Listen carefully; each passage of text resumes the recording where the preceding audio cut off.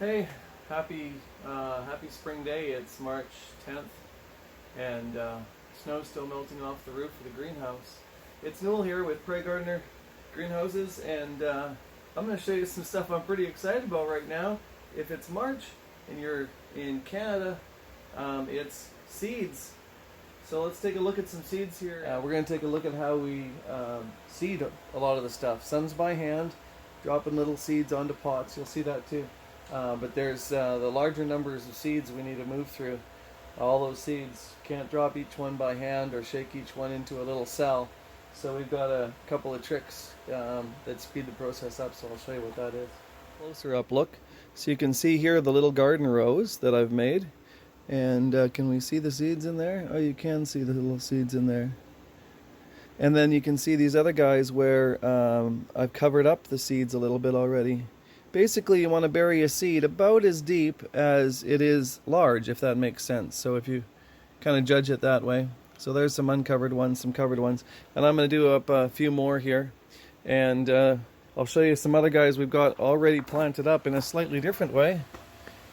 These ones are in little clumps. I'll show you in there. You can see 3 or 4 seeds in each one of these packages. So there's a little package of 4 with 3 or 4 or 5 seeds in each one. Arugula and kohlrabi and spinach and bull's blood beets, orach, turnip. Again, these guys are covered up a little bit. Mostly going to let the watering in do the covering up part. And then they'll just get nestled in there like that, and we'll show them as they come along. So here we are in the seeding room.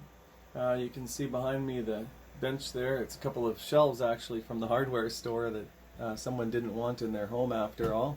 Misorder, so I got them fairly cheap. And they're just on some 2x4s. Built a little bench there myself. And then you can see here the seeding area. Behind me is the seeding tray, and it's hooked up to a shop vac, and it's kind of a homemade rig. It used to have a little motor that lived there, made it a bit heavier, and eventually that motor died out, so we just kind of adapted it and made it here. So this is all the seeding happens here. All these tools, the benches, everything is all, the flats are all sterilized, sanitized. It'd be a better term, using a bleach solution. So I dip them in the bleach water and then let them air dry and before I handle them, so that it keeps all possibility of contamination and diseases, mold, root rot, any transferable disease, plant disease, should be wiped out by that. So I'll give you a closer look here at the seeding trays, the seeding machine itself, and you'll see what I'm talking about. So it's terrible to see this in action because it's a bit loud on the video because of the shop vac. So I've got a foot switch here rigged up, so when I hit it and when the vacuum's running, it suctions the air through these holes, and then you tilt the tray back and forth. Seeds stick to the little holes. Got multiple different trays, different numbers of holes, different sizes of holes, so you can control how much you're putting in. And typically you want them to match the tray you're putting them in. This one's got 512 holes, as does this tray, oddly enough. Once you've flipped it over, you tip it, and the seeds catch in this far tray. There's an overhang, so when you flip the whole thing over onto your seedling tray and turn the power off, then the seeds will drop. Sometimes they need a little help, so when it's upside down, you sometimes give a little tap on there, and then write the name of what you seeded and the date, and you've just seeded 500 seeds in about somewhere between 30 seconds and a minute and a half, depending on how long you have to fiddle with the seeds and make sure they're not in too big of clumps there, because there's lots of different seed sizes, and I've only got 3 different size trays, so you kind of have to wing it there a little bit. Keep the seeds in Gladware or Rubbermaid containers, and keep them in the freezer so the vitality stays high. If you leave them in a greenhouse environment or in your house on the counter, you're going to run out of seed vitality pretty quickly. They like to be stored or used. So here we are in the potting room. I'm going to take old perennial seeds. This is all seeds of various things. Aquilesias and all the way alphabetically, dianthus all the way through, old perennial seed. So I'm going to take a look through and seed things that were special or things that I want, at least try it. And I'm going to do them in little rows. I showed vegetables in little rows. Broccoli, cutting celery, various things. Oh, and some statice for dried flowers or status. So there we go. So we are going to make little rows in here with that of some of these and label them up and try and grow them. And I'll show you again in this other one. I'll put a few less if you want.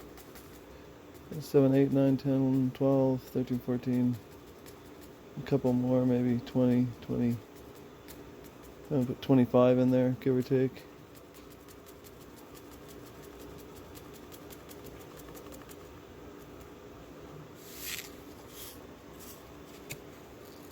So there you go. So these are going to get watered in, put in the chamber. This is larger cell flats seeded in multiples in little holes. Showed you that in a different video, or maybe this video. So I'm going to water in these trays that I've got the seeds in. And this is a watering can with some fungicide, general fungicide in it. You don't have to go that route, but that's the road I've been going for, I don't know, 20 years. So you want to get it to soak all the way through. So I'm trying to water as evenly as I can. Same pattern, same rhythm, same evenness.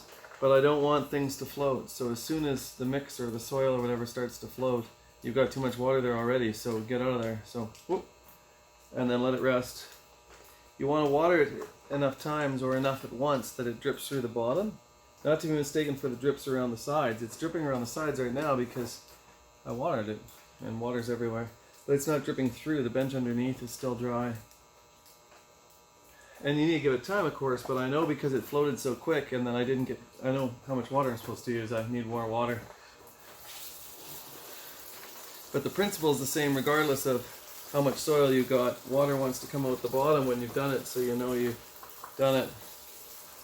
These guys will take something about like that.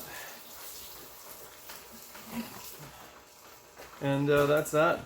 So those guys are going to sit warm. Warmer the better, usually around 22, 24, 25 degrees Celsius. Constant warmth and humidity. Some things like cooler nights, they want to be 10 degrees. Some things actually need frost to get their seed to think it's time to start going. So that's perennials. Annuals are pretty straightforward though compared to perennials. So some annuals, some perennials, some veggies. And we're going to give them a warm place and help create life. Cool. Thanks. So in this case, as in pretty much all cases, I'm going to put these in the germinating chamber. So there's nice moist heat in here. It stays constant. I have to put those on the top shelf because of all the labels sticking out. A little more room on the metal shelves. Perfect. Just right. Have a good time in there. So we'll check those guys every day and they'll do their thing. Thanks for watching. Don't forget to like, comment, subscribe, any of the above. Let me know what you think about this video or other videos you want to see. And I hope you guys stay well, keep healthy, and we'll see you next time. Thanks.